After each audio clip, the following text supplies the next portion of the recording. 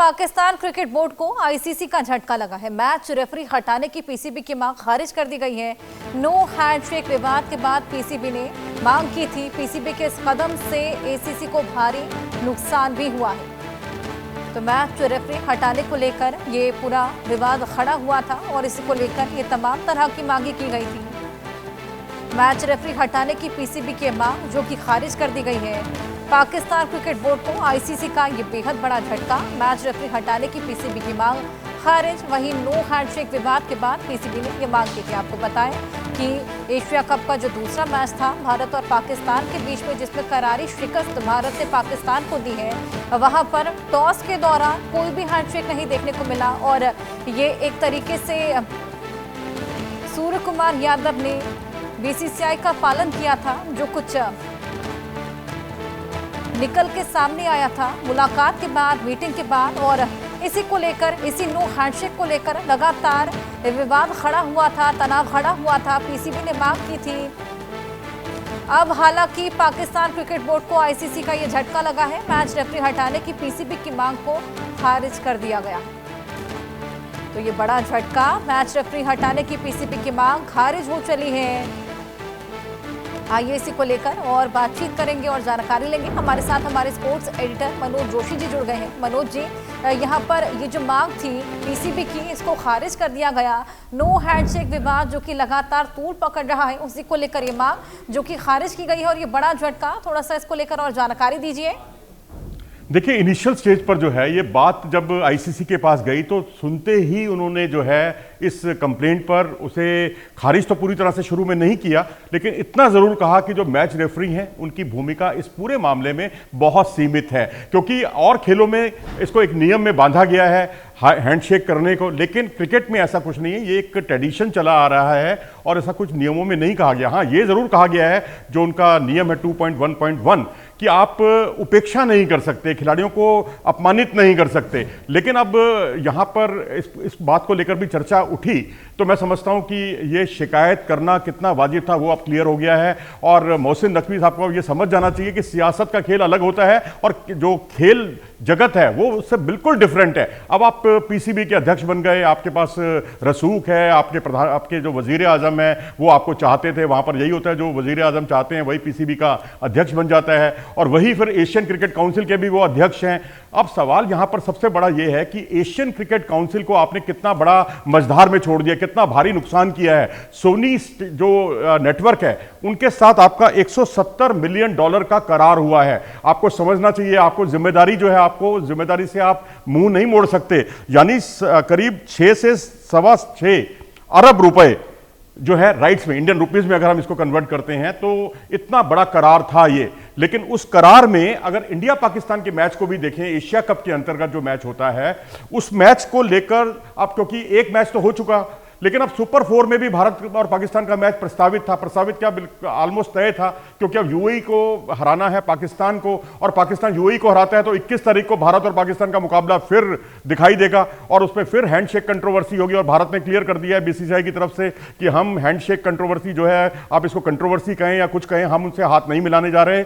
और तो और जब हम चैंपियन बनेंगे, ये हमने पिछली रिपोर्ट में भी आपको दिखाया था कि जब हम चैंपियन बनेंगे तो चैंपियन बनने की स्थिति में हम मोहसिन नकवी के हाथों ट्रॉफी नहीं लेंगे। ये एक बड़ी खबर हमने आप थोड़ी देर पहले ही ब्रेक की थी, लेकिन अब ये दूसरी बड़ी खबर है जिस पर बहुत भारी नुकसान होगा सोनी नेटवर्क को। तो कल अगर आप इस तरीके से नुकसान करेंगे तो आने वाले समय में ब्रॉडकास्टर वैसे ही पीछे हट जाएगा। अगर ब्रॉडकास्टर पीछे हट गया तो आपके कार्यकाल में ब्रॉडकास्टर का पीछे हटना आप पर एक बदनुमा दाग लगा देगा। भारत को निश्चित तौर पर इसका नुकसान होगा, इसमें कोई दो राय नहीं आर्थिक रूप से, लेकिन भारत दुनिया का सबसे अमीर बोर्ड है, वो इस नुकसान की भरपाई कर लेगा, इसको झेल लेगा। लेकिन पाकिस्तान को भी यहां $3 मिलियन मिलने वाले थे, वो भी बट्टे खाते में चले जाते अगर आप पीछे टूर्नामेंट से हट जाते हैं तो, क्योंकि उन्होंने अपने ये ऐलान किया था कि हम टूर्नामेंट से हटने वाले हैं अगर आपने मैच रेफरी को नहीं हटाया। तो अब क्या पाकिस्तान अपने पूर्व बयान पर कायम रहेगा या बैकफुट पर आकर थोड़ी समझदारी दिखाएगा? बिल्कुल, ये देखने वाली बात होगी मनोज जी, किस तरीके की समझदारी आगे देखने को मिलती है। और कहीं ना कहीं ये फ्रस्ट्रेशन भी कहा जा सकता है, जो पूरा मैच था जिसमें करारी शिकस्त यहाँ पर पाकिस्तान को मिली है, उसके बाद कहीं ये फ्रस्ट्रेशन भी हो सकता है कि इस तरह की चीज़ें अब को मुद्दा बनाया जा रहा है, उछाला जा रहा है, लगातार इस तरह की मांगे की जा रही हैं। जी हाँ, बिल्कुल ठीक कहा आपने, क्योंकि जो भारत और पाकिस्तान का मैच था वो बिल्कुल ऐसा लग रहा था कि कोई सामने हमारे गली मोहल्ले की टीम खेल रही है। उस लेवल की टीम ही नहीं है, हमारी कोई रणजी ट्रॉफी की चैंपियन टीम भी उनको हरा देगी, या विदर्भ तो छोड़ी, जो हमारी रनर्स अप या तीसरे नंबर की जो घरेलू क्रिकेट की टीम है वो भी उनको हरा देगी।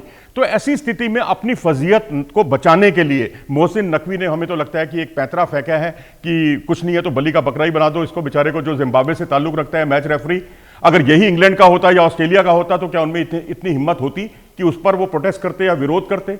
ये तो उसकी मैं कहूँगा आईसीसी ने उनको इज्जत बख्शी है, और आईसीसी ही नहीं बल्कि ये क्योंकि नियम बनाने का जो कॉपीराइट है वो एमसीसी के पास है, मेरिल बॉर्न क्रिकेट क्लब के पास, और उनकी तरफ से ये आशय आया आईसीसी के पास, और आईसीसी ने अपनी जो मंशा से अवगत करा दिया पूरी दुनिया को, और खासकर एशियन क्रिकेट काउंसिल को और पीसीबी को भी, क्योंकि पीसीबी शिकायत करता था, लेकिन शिकायत में उन्होंने कोई भारत का नाम नहीं लिया, बीसीसीआई को इसके लिए जिम्मेदार नहीं ठहराया। और ये बात समझी भी जा सकती है क्योंकि आईसीसी में जो चेयरमैन है वो भारतीय हैं, जय शाह हैं, और उनको आगे का खतरा भी दिखाई दे रहा था कि कहीं ऐसा ना हो कि आने वाले समय में उनके टूर्नामेंट्स ही उनके हाथ से निकल जाएं।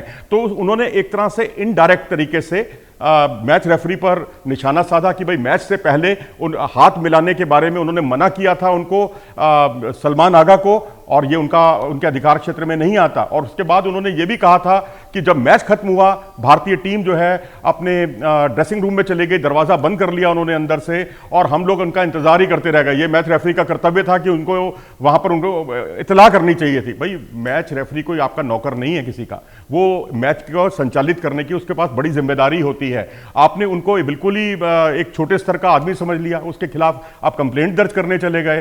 तो अब मुंह की खाई है, मैं कहूंगा। अब समझता हूं, मैं समझता हूं कि पाकिस्तान क्रिकेट बोर्ड अब इस तरह की हरकत तो नहीं करेगा, लेकिन शर्मिंदगी से बचने के लिए जो उसकी तरफ से बयान कल आया था, वही बयान शायद उसको अगर वो मूर्त रूप में साकार करते हैं, टूर्नामेंट से हट जाते हैं, या यूएई के साथ जो उनका मैच होने वाला है उसमें वो नहीं खेलते, तो फिर यूएई जो है उसको अंक मिल जाएंगे उसकी जगह पर, और फिर आपको सुपर 4 में भारत और यूएई का मैच देखने को मिल सकता है।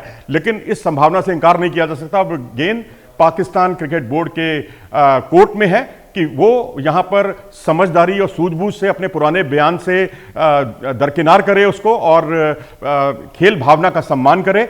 और क्योंकि वो खेल भावना की बातें, स्पिरिट ऑफ स्पोर्ट्स और ये सारी स्पिरिट ऑफ गेम, ये सब पार्ट जो है भारत के लिए वो बोल रहा था, क्योंकि उसने बहुत कुछ कहा भारत के लिए, और ये कम से कम पाकिस्तान के मुंह से तो ये स्पिरिट ऑफ गेम्स की बातें शोभा नहीं देती। बिल्कुल, और मैच रेफरी का काम क्या रहता है ये क्रिकेट बोर्ड के लोगों से बेहतर आखिर कौन जान सकता है। उनसे इस तरह के एक्सपेक्टेशन करना जो मैच से इर्द गिर्द घूमती है, मैच के दौरान हुई चीज़ों को लेकर अगर मुद्दा उठाया भी होता तो वाजिब भी होता, लेकिन कुछ इस तरह के एक्सपेक्टेशन करना कि हैंडशेक नहीं करवाया या फिर लॉकर रूम को बंद कर लिया, हमसे बातचीत नहीं की, कहीं ना कहीं उनकी फ्रस्ट्रेशन ही है, उनकी तिलमिलाहट ही है।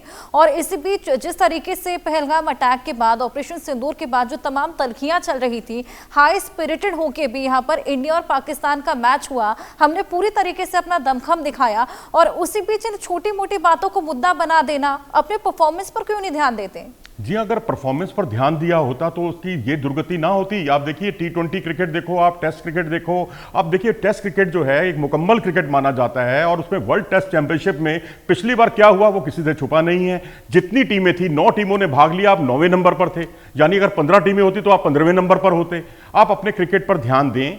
जो आपकी टीम कभी 1992 में वर्ल्ड चैंपियन बनी थी, और 1992 से लेकर अब तक पूरी दुनिया बदल चुकी है, और आप वहीं के वहीं हैं, और हैंडशेक की कंट्रोवर्सी में उसमें उलझाए हुए हैं अपने खिलाड़ियों को। और मोहसिन नकवी जो कि गृह मंत्री हैं वहाँ के, यानी इंटीरियर मिनिस्टर, अपने कॉन्ट्रैक्ट के खिलाड़ी भी उनके कंट्रोल में नहीं हैं, तभी वो अनर्गल बोलते हैं, अनर्गल टिप्पणियां करते हैं। और जिस तरह से उन्होंने जो कुछ टीम के 2 सदस्य फहीम अशरफ और अबरार ने जो कुछ किया है वो शर्मसार करने वाला है। सिंदूर की घटना को लेकर जो कुछ उन्होंने बयानबाजी की है, जो कुछ उन्होंने सोशल मीडिया में भारत को नीचा दिखाने की कोशिश की है, या फिर जो शाहिद अफरीदी ने अनर्गल बातें की हैं पिछले दिनों चलिए वो इनके कंट्रोल में नहीं है, लेकिन जो मौजूदा टीम के सदस्य तो इनके कंट्रोल में होने चाहिए। बिल्कुल, बिल्कुल। तो अब इससे उनको थोड़ा बचना चाहिए। बिल्कुल मनोज जी, और यहाँ पर बेहद ज्यादा जरूरत है अपने परफॉर्मेंस पर ध्यान देने की, ना कि इन फालतू के मुद्दों को लेकर। बहुत शुक्रिया आपका।